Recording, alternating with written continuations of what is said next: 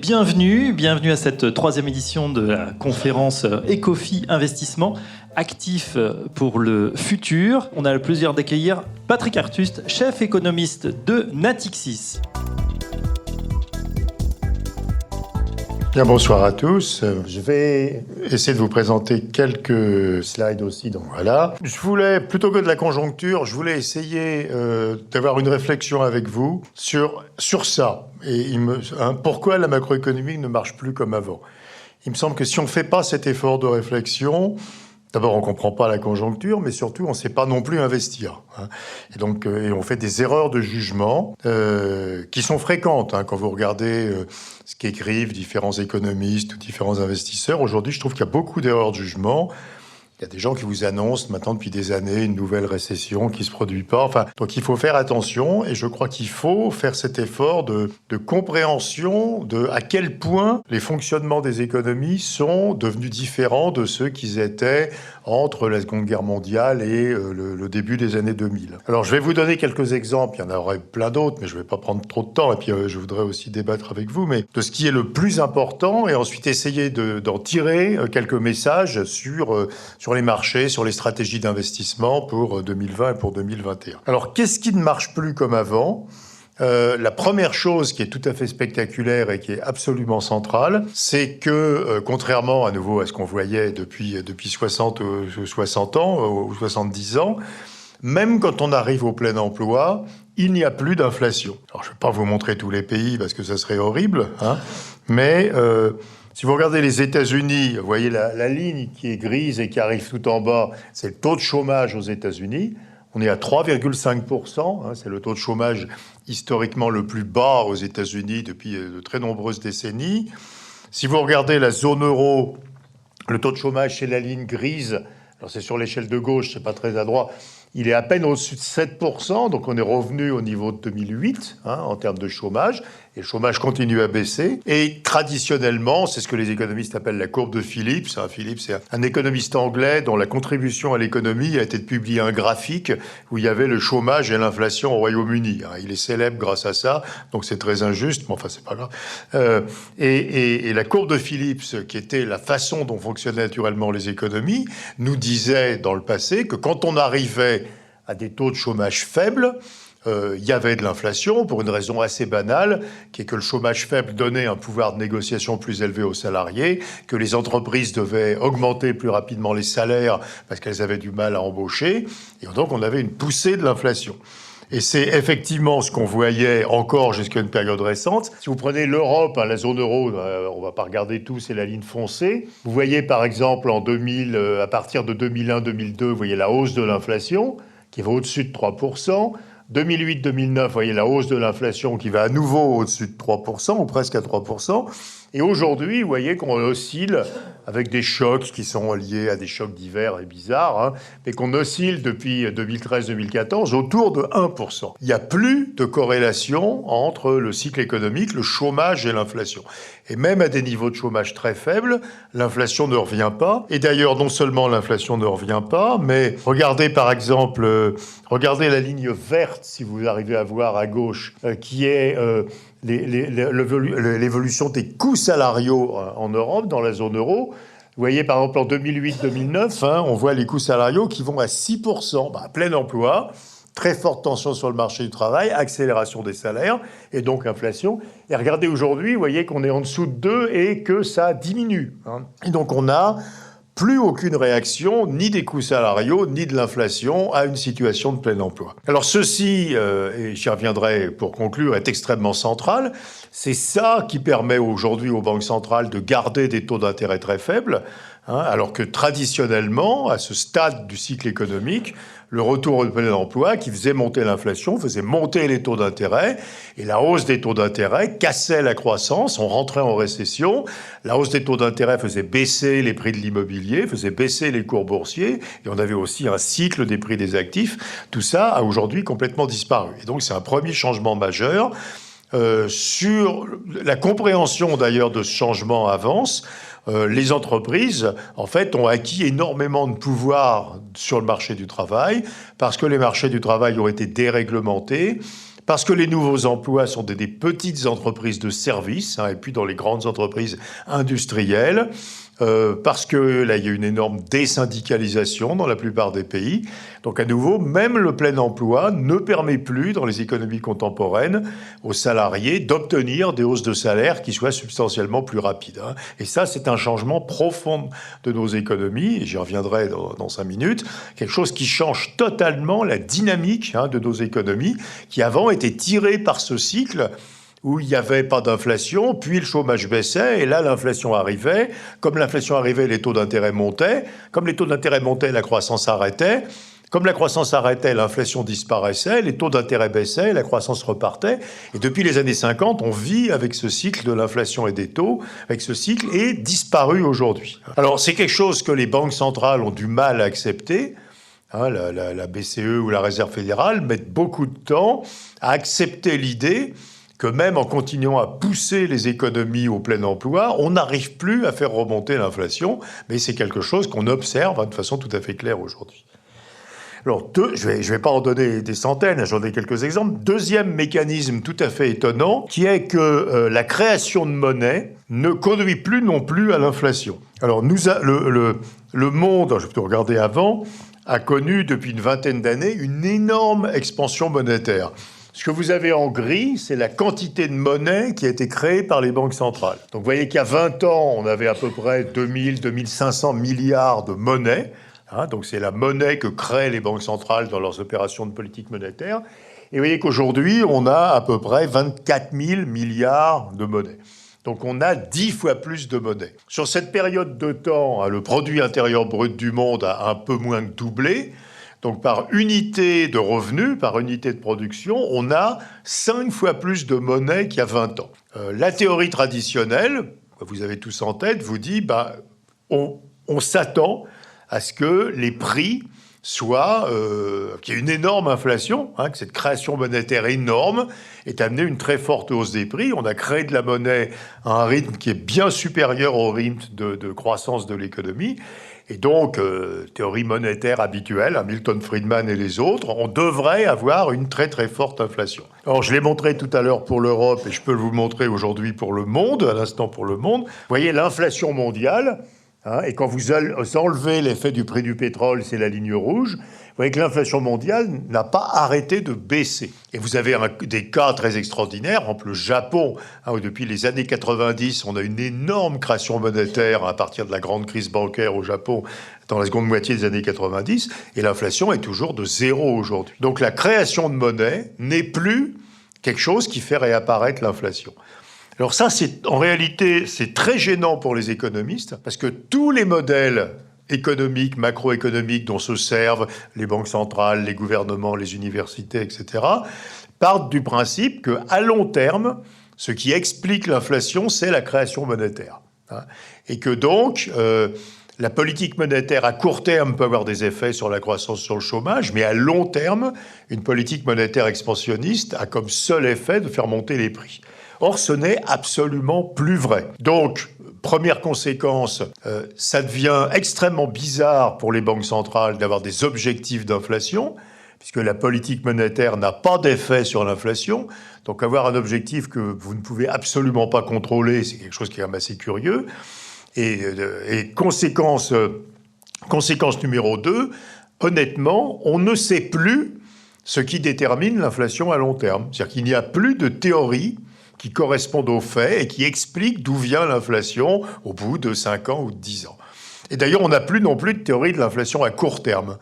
Donc on part d'un monde où on croyait qu'à court terme, l'inflation est expliquée par le chômage. Donc quand il y a du chômage, comme les salaires n'augmentent pas beaucoup, il n'y a pas d'inflation. Et quand le chômage baisse, l'inflation revient. Et ça, c'est plus vrai. Et où on pensait qu'à long terme, ce qui explique l'inflation, c'est la création de monnaie. Et ça, c'est plus vrai non plus.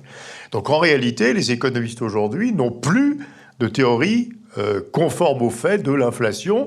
Et les modèles économiques dont se servent à nouveau les banques centrales, les grandes administrations, les grandes institutions internationales ne sont plus conformes à la réalité observée, puisque tous ces modèles partent du principe, à nouveau, qu'à long terme, comme disait Milton Friedman, l'inflation est un phénomène monétaire. Or, ceci n'est visiblement plus vrai.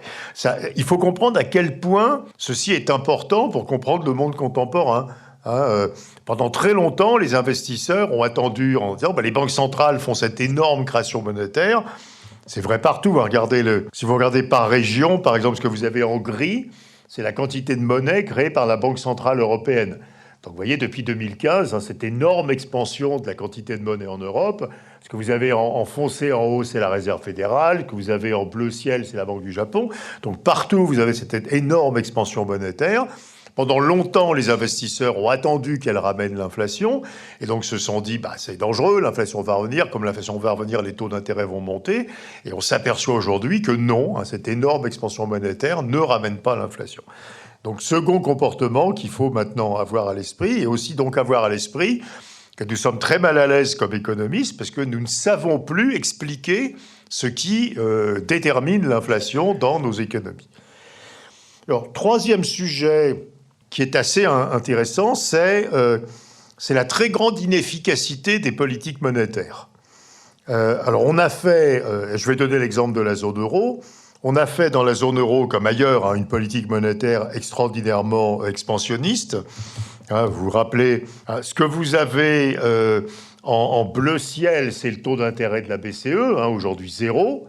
Vous voyez ce changement considérable de comportement de la BCE qui, bien entendu, vient essentiellement de la disparition de l'inflation dont je parlais avant. Et quand on a des taux d'intérêt extrêmement bas, on s'attend normalement à ce que, d'une part, ça stimule l'investissement et que, d'autre part, ça décourage l'épargne.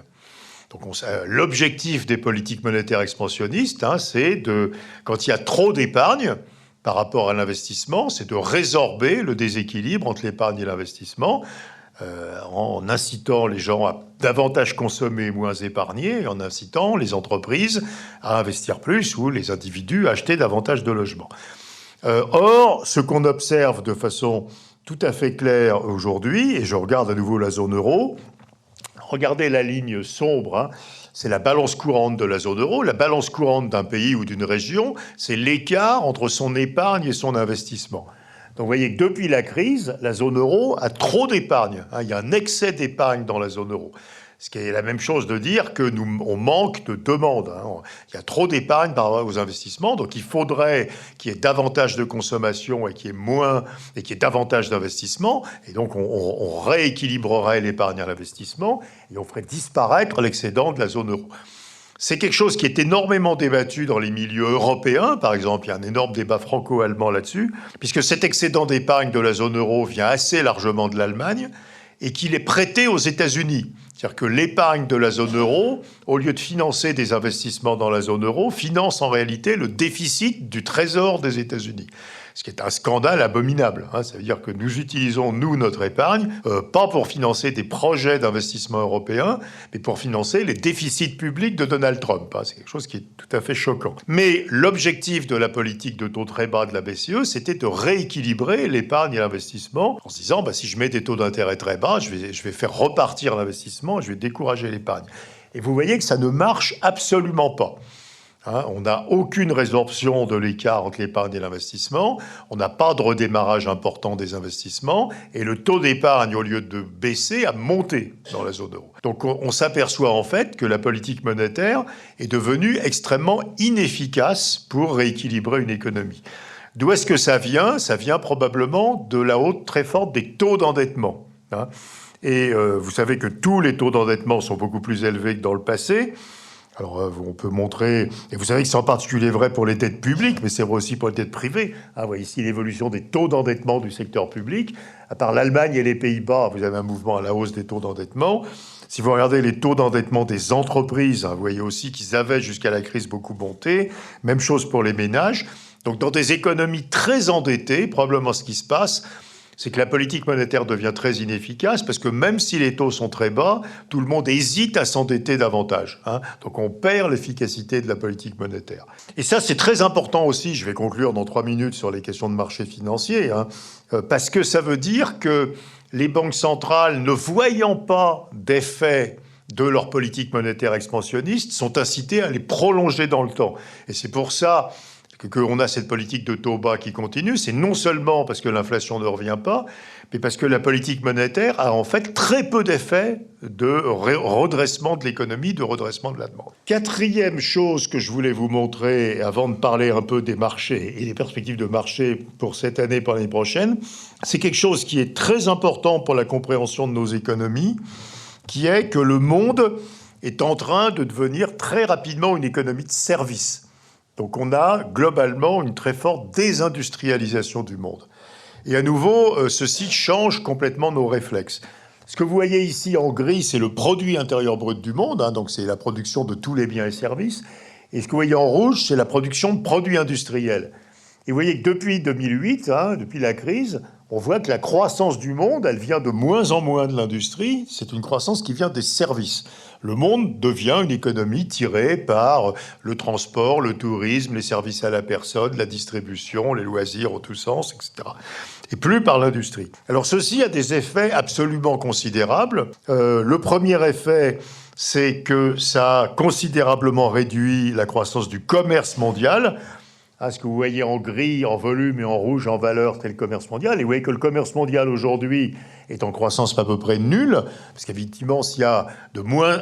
le commerce mondial, pour plus de 80%, c'est des biens. Les échanges de services sont assez petits.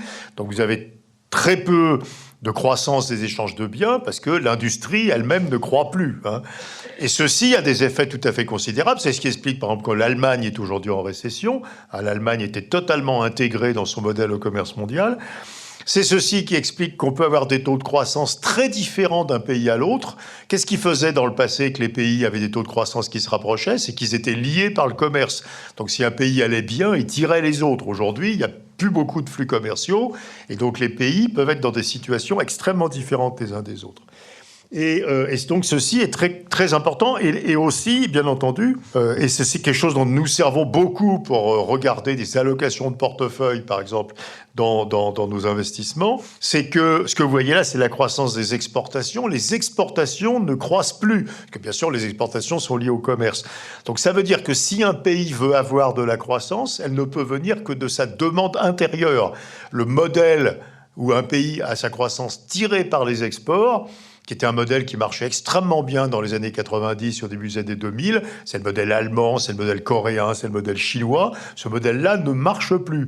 Aujourd'hui, ce qui marche, c'est une demande intérieure dynamique. Et donc, si vous réfléchissez à la géographie des investissements, il faut se poser la question, est-ce que ce pays a une demande intérieure dynamique? Est-ce qu'il crée des emplois? Est-ce qu'il distribue du revenu?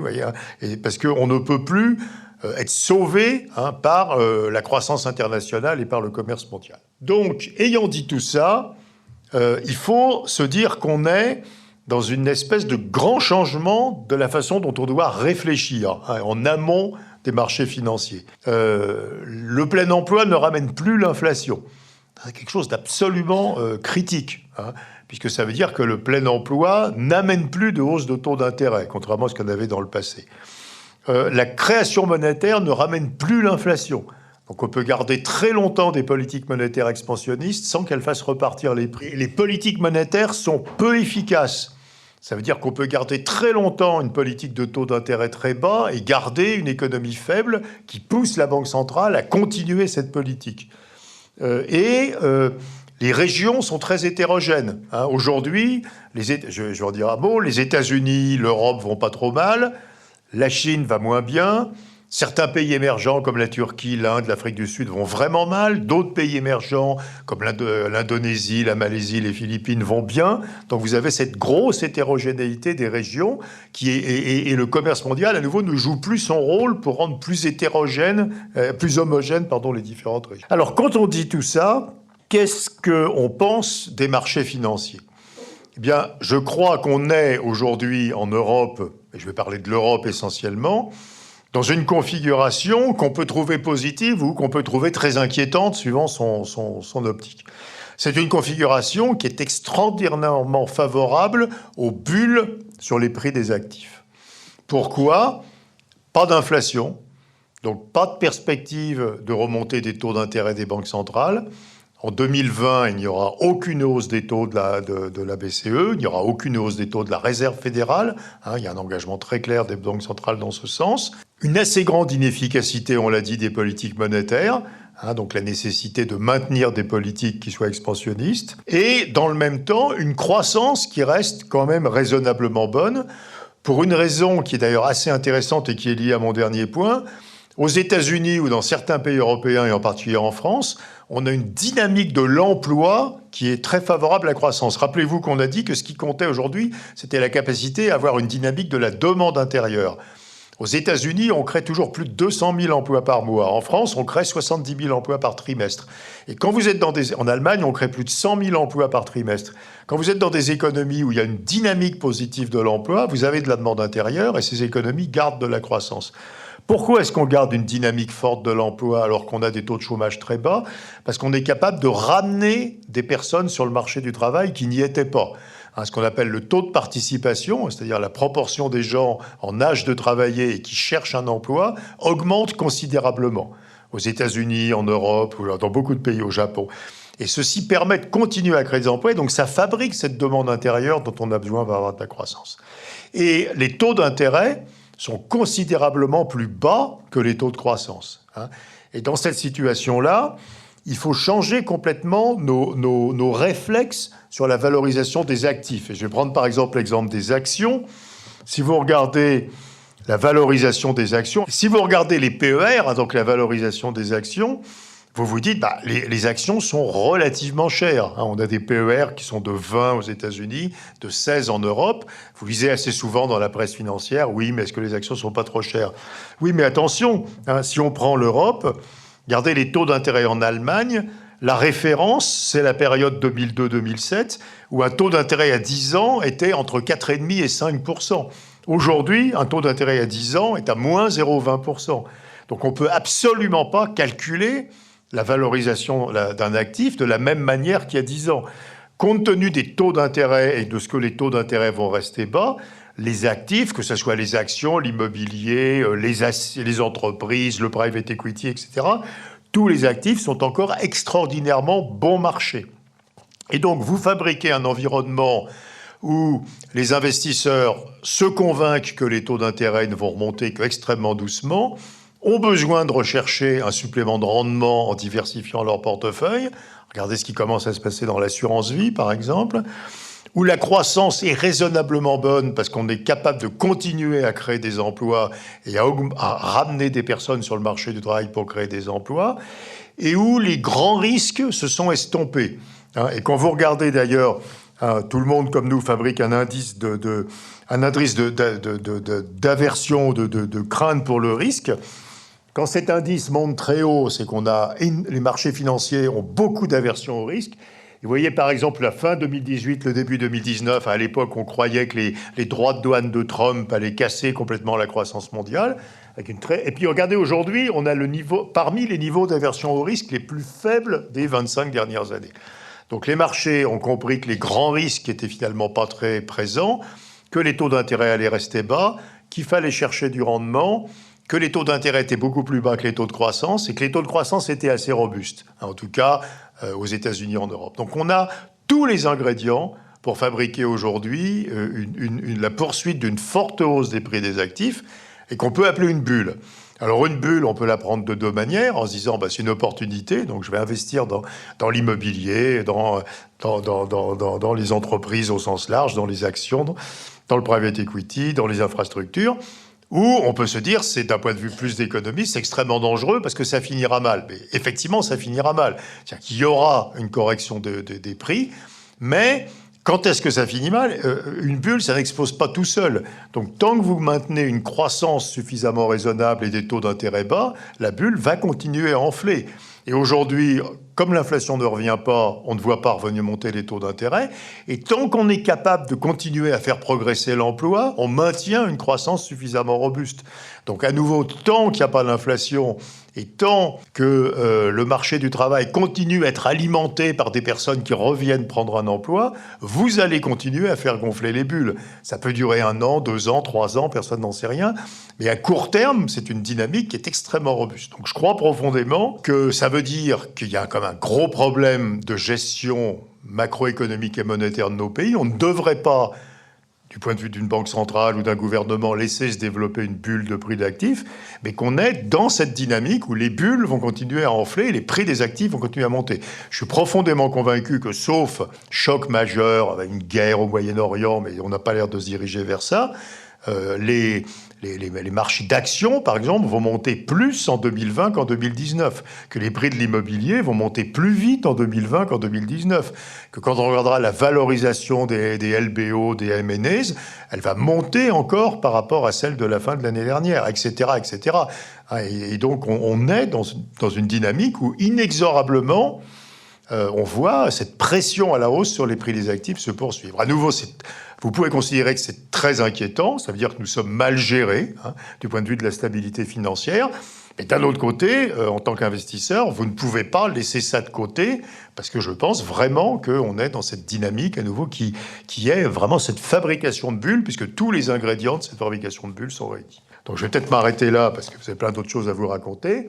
Mais voyez le message, n'extrapolez pas ce qu'on a vu il y a 10 ans ou il y a 20 ans. On est dans un monde radicalement différent. Et en particulier, la disparition de l'inflation est quelque chose qui est radicalement, extraordinairement important. Et ça explique tout, je veux dire, de ce que...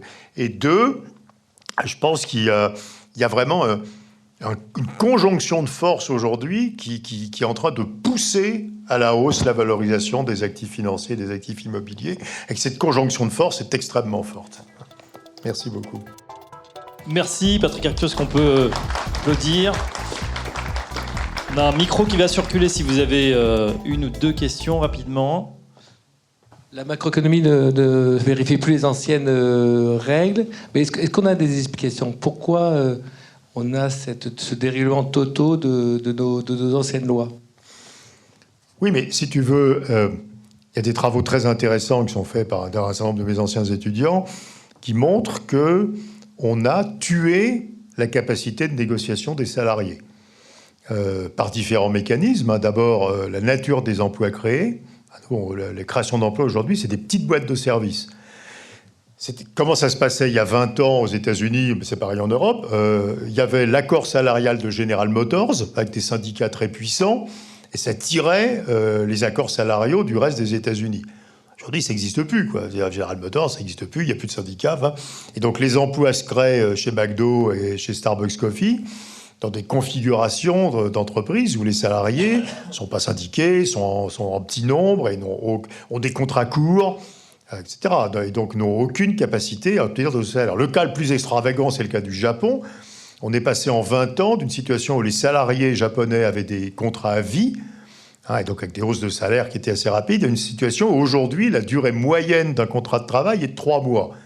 Et le résultat, ça a été que les salaires, depuis 20 ans, n'ont absolument pas augmenté au Japon, alors que depuis 20 ans, le Japon est au plein emploi. Donc on a tué totalement la capacité des salariés à avoir une capacité de négociation face à leur employeur. Et d'abord, c'était le Royaume-Uni, puis les États-Unis, puis l'Allemagne, puis l'Espagne, et maintenant, honnêtement, la France. Quand on rend plus compliqué l'accès à une indemnisation de chômage, on réduit le pouvoir de négociation des salariés. Donc on continue à aller dans ce sens-là. Et donc, c'est bon. Et puis, deuxièmement, il y a des travaux aussi assez intéressants qui montrent qu'en réalité, on parle beaucoup des monopoles sur le marché des biens. On sait Google, etc., mais pas seulement. Il y a aussi des formations de monopoles sur le marché du travail. C'est-à-dire, de plus en plus, dans un bassin d'emploi, il y a un tout petit nombre d'entreprises qui créent la quasi-totalité des emplois. Et donc, évidemment, ils ont un pouvoir de monopole. Si dans une ville, il y a 2 employeurs, les salaires ne vont pas monter parce qu'il y a collusion, quoi. Il y a une position dominante aussi sur le marché du travail.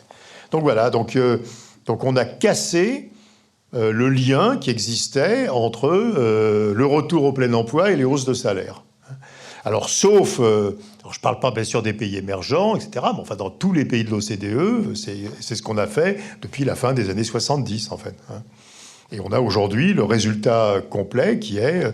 L'inflation est devenue non cyclique, ce qui est quelque chose d'extraordinairement important, aussi bien sûr, on l'a dit, pour les taux, pour les marchés, etc. Ah oui, alors la monnaie et l'inflation, on comprend mieux, parce que la logique monétariste, c'est hélicoptère-monnaie, comment dire. C'est-à-dire la création monétaire, c'est un type qui sonne à ta porte et qui te donne des billets. Donc si un type sonne à ta porte et te donne des billets, tu sais que certains suggèrent qu'on recommence hélicoptère-monnaie et que la BCE distribue des billets à la population. Ce qu'elle fera pas, hein, rassurez-vous. Enfin, rassurez-vous, je sais pas. Mais dans cette logique monétariste, la monnaie est donnée aux consommateurs. Donc si quelqu'un sonne à ta porte et te donne des billets, tu vas consommer davantage et donc ça va faire monter les prix des biens. Aujourd'hui, c'est pas ça. Le quantitative easing, c'est de la monnaie qui est donnée aux investisseurs.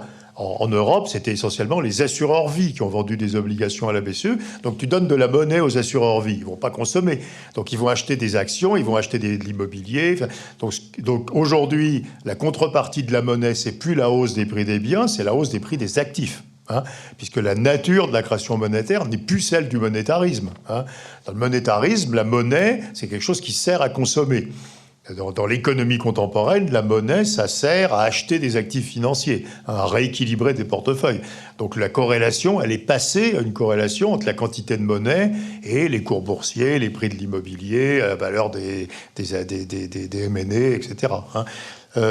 Et du coup, ça nous laisse complètement nus pour comprendre ce qui aujourd'hui détermine l'inflation. Alors il y a quelques théories plutôt farfelues d'ailleurs qui circulent, mais on n'a plus de théories claires, comme la théorie monétariste, qui était très claire, qui était qu'à long terme, l'inflation était le reflet de la croissance de la monnaie, de la masse monétaire. Aujourd'hui, c'est plus vrai. Donc on comprend assez bien ce qui fait monter les cours boursiers, les prix de l'immobilier, etc. Et on comprend mal ce qui détermine l'inflation. Merci. Une dernière question. Tiens, Claude Ruffax, notre invité. On va vous passer un micro. Merci, bonjour.